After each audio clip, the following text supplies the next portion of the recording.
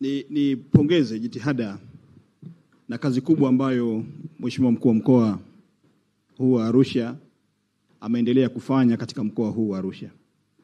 Na nikiri uwezo wa mkuu wa mkoa huyu ni uwezo mkubwa sana. Mkubwa sana.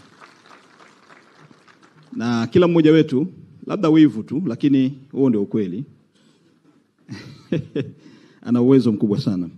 Na makongamano haya, kama alivyosema profesa, yalipaswa yaanzie kwenye kitaifa, alafu ndio yashuke huku chini, lakini yeye ametuwahi zaidi.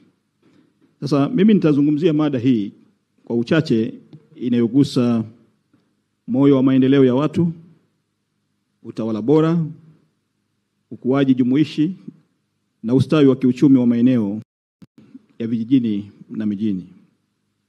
Mada hii si nadharia ya kiutawala, bali ni wito wa kizalendo unaoonyesha dhima kuu ya serikali katika kuhakikisha kila kijiji, kila kata, kila halmashauri na kila mkoa unakuwa na sehemu ya safari ya maendeleo.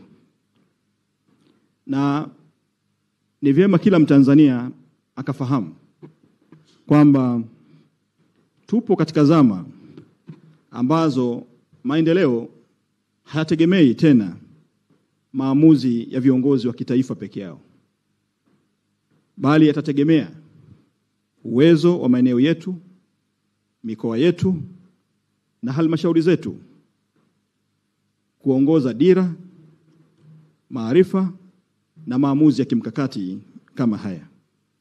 Na wakati nalisema hili, ninapenda nikumbushie maneno aliyowahi kusema James Freeman Clark.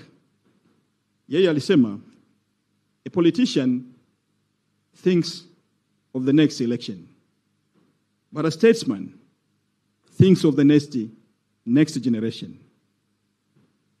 Sababu hii inawafanya viongozi wa kwenye mikoa si kuwa wanasiasa tu kufikiria uchaguzi wa kesho utakuwa vipi, bali kufikiria kizazi kijacho. Na hapa ningetamani sana katika maeneo yetu wote tuwe na viongozi wenye maono, wenye kufikiri kuhusu kizazi kijacho, na tusiwe na viongozi wa msimu wanaofikiri tu kuhusu miaka 5 ijayo kama nitachaguliwa au sitachaguliwa.